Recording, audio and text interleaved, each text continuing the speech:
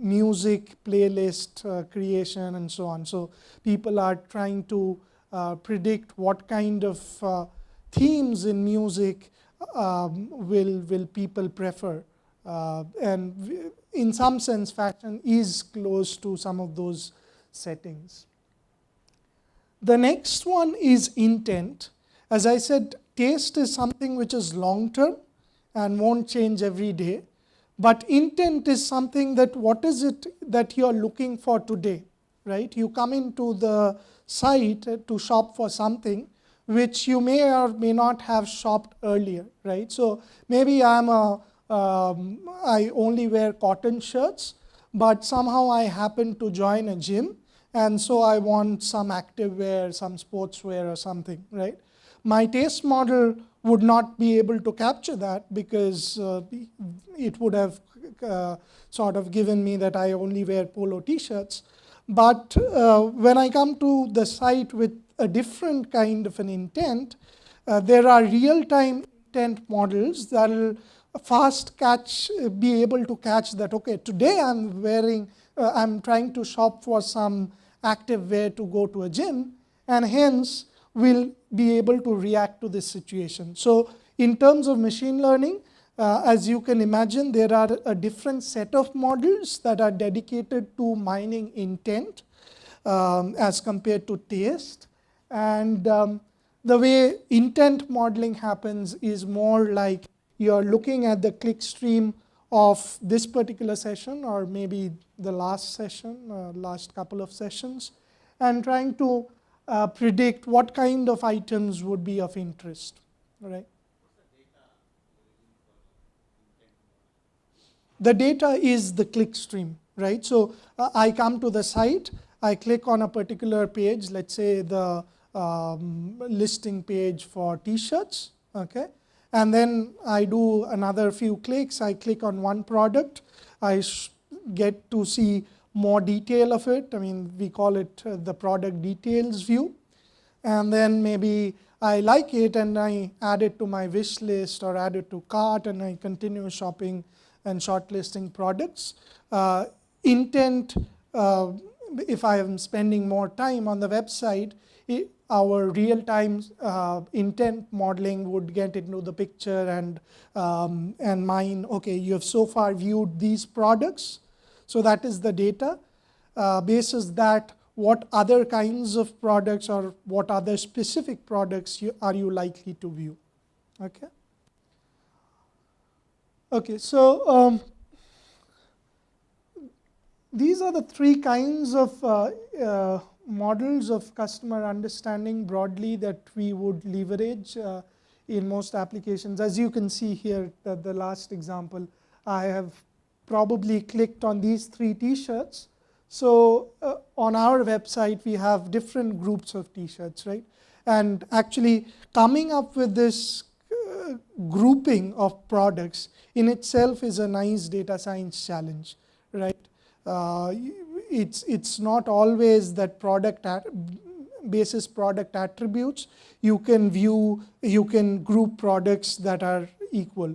There also we collect a lot of user signals to be able to arrive at meaningful product collections, which are much deeper than some of the attribute classification that may be exposed to users. So in this case, if I have clicked on these 3 t-shirts, our intent model can find a pattern. Okay, you're trying to click on full sleeve t-shirts, so maybe we'll show you more of such products. Okay. Right, so this is just talking about the model, that the intent model here would say that, okay, you have very high affinity to this kind of full sleeve t-shirts, and that's the output of the intent model. To come up with the entire listing, we have different other models that get into the picture, and I'll talk about some of that shortly. Okay. So as in the prelude to the talk, I emphasized on this importance of personalized customer engagement. And I said that especially in fashion, I think in one of the previous talks, I guess it was Hemant who was saying that not all industries would need to react in a personalized manner, right? And for certain settings, it's very tough to react. And traditionally, what has happened across most industries, at least in e-commerce, has been that people have been looking at not at an individual customer level, but groups of customers, segments of customer, and optimizing different features for customer segments. At Myntra, we took a bold sort of a decision not to look at customer segments for specific personalization tasks. We feel that each customer, each individual is different when it comes to fashion, and thereby can we design systems and scale systems that will do one-on-one interaction with customers, right? So when you come to the website, when every customer comes to the website, he'll enter into a new product tile, right? And this is, again, I mean, you cannot do that in offline, right? So the offline equivalent will be to redesign the entire product store, the racks for each customer, and that cannot happen. So this is something that is unique, an opportunity that online business gives us, and we are trying to react to that. Yeah.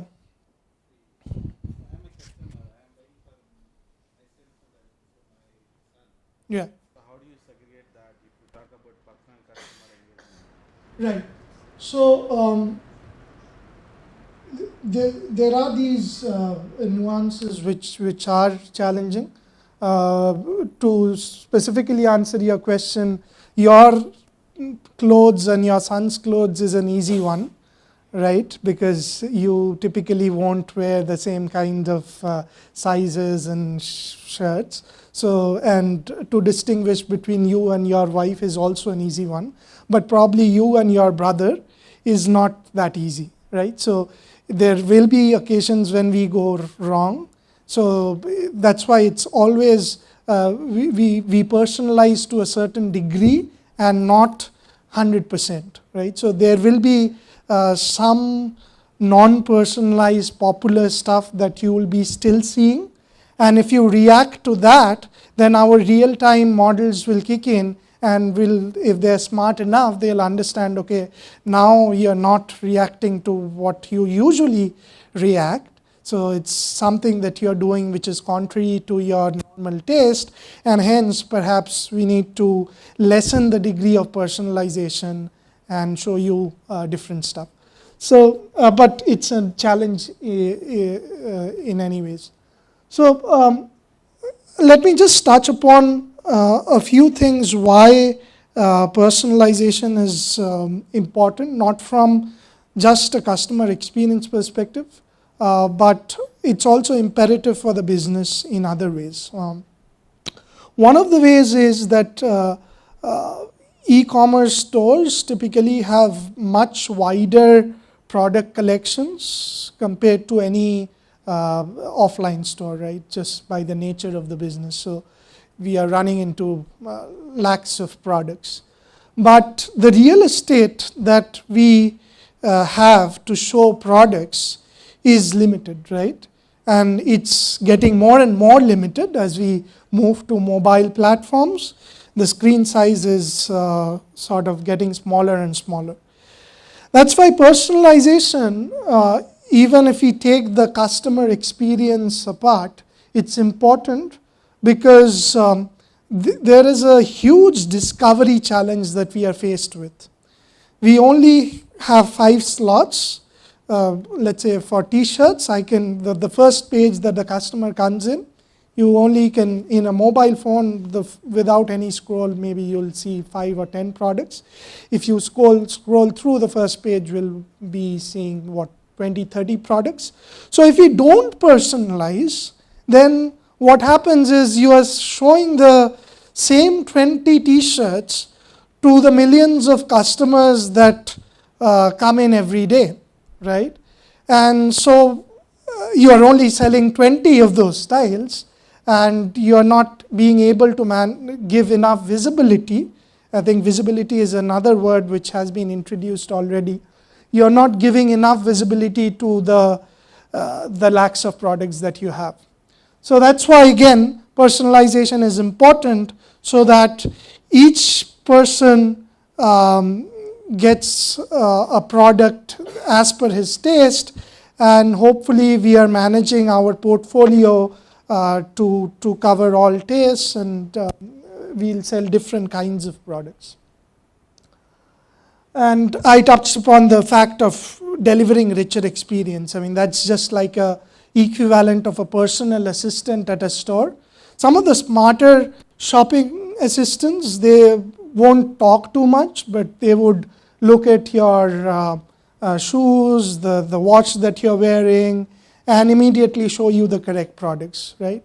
In smaller stores, they would even see the car that you have parked outside and, okay, no, that, okay, I'll show him the 5,000 rupee t-shirt first up.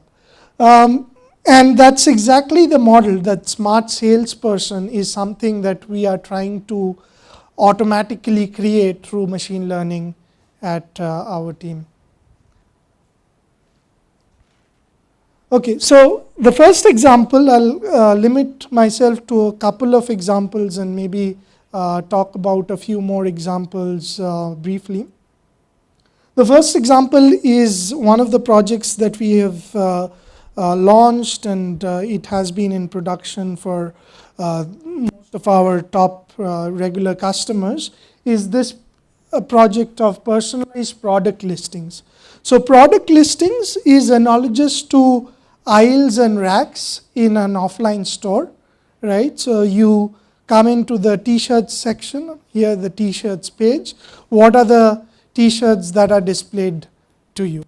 Okay. And what we are talking about is that each customer gets a different product tile. So we have two examples, and these are actual examples of two customers that we just picked up.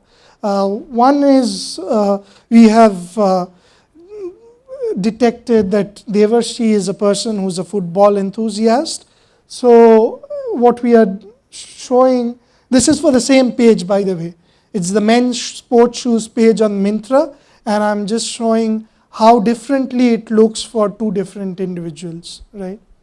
So clearly, because we have understood that Devarshi is a football person, we are showing him footballer shoes with spikes and all. And for the other person, we have predicted that this person, Anand, may be a price-sensitive person who appreciates value for money. So if you look at the shoes that we are listing, they are of lesser price ranges and some of the starting ranges as far as sports shoes is concerned. Yet another page for the same two people, we are showing t-shirts. Again, you can see a marked difference in the kind of t-shirts, because for the football enthusiast, we are showing more of sportswear and jerseys. For the other person, it's more affordable t-shirts of different kinds. Right? Again, as you can see in the example, some of the products are common because they are popular. Coming back to your point, it's not that the entire page is personalized. Certain products will be not personalized, right? So let's talk about the challenges of attempting such a thing, of creating a whole new store for each of our person. There are challenges at different levels. There are research challenges related to data science, about how do you come up with a ranked list of products that are matching the taste and the current intent of a person with things like popularity, right? These two things, the personalization and popularity are sort of conflicting objectives, right? So whether to show more popular stuff or whether to show more stuff which may not be that popular, but you think is very relevant for this customer. So how do you balance these effects in your models? Um, the other aspect which is very important is of diversity. Even though I know that, okay, these 4 t-shirts are exactly what you may need, if they are all very similar looking, you may come to Myntra and say that, okay, Myntra only shows you t-shirts of one kind, right? And that should not happen.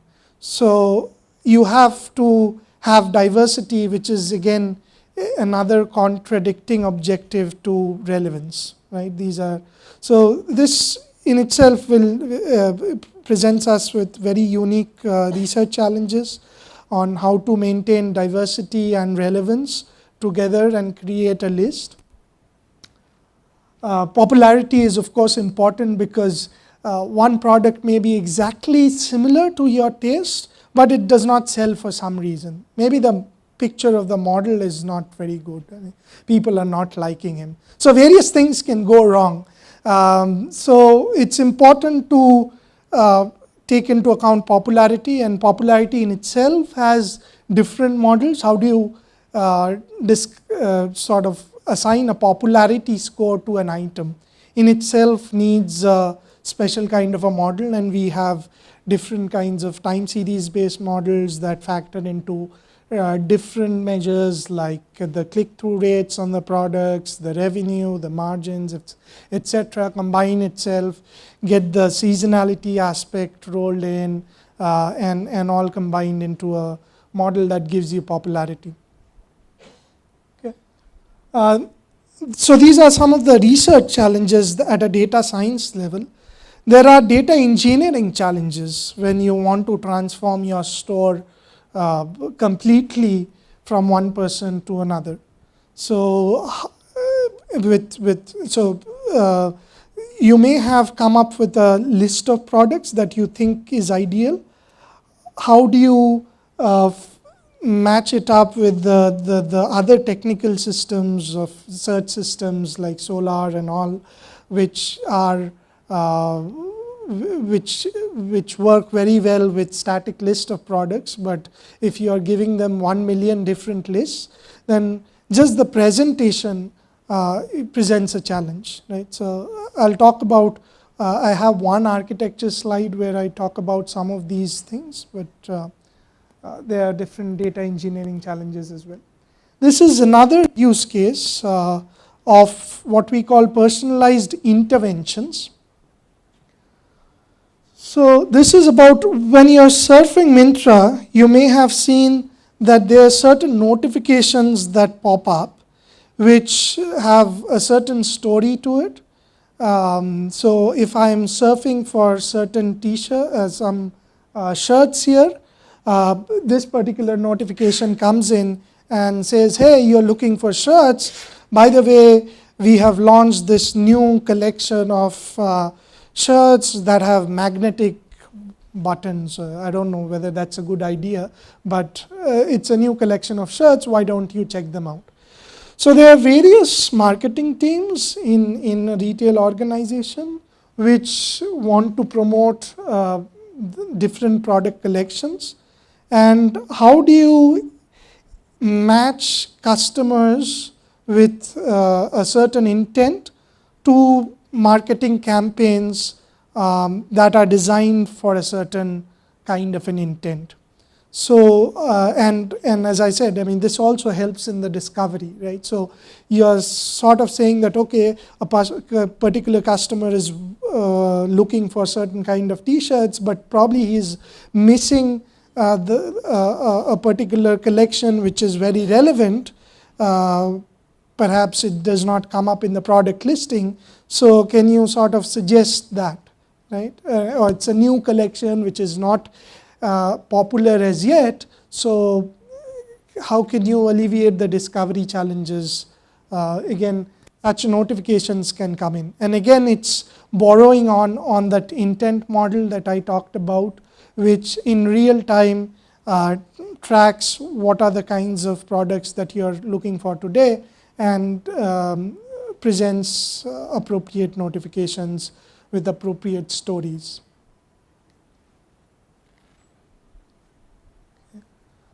Next, I'll talk about data-driven retail functions.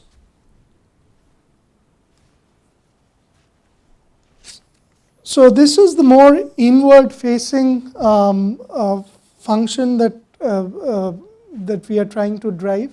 So in any retail organization, as you can imagine, there are different functions of, let's say, marketing, category planning, product design. So some of our companies also have internal brands, private brands that we have, which actually come up and design new products. We have different product brands. So how do we enable these knowledge workers across the organization to take advantage of the customer insights that you have? And we have this customer insights platform, which we have worked upon recently, which is trying to help our internal audience take better data-driven decisions. So the way it works is you have this entire customer base, and you can slice and dice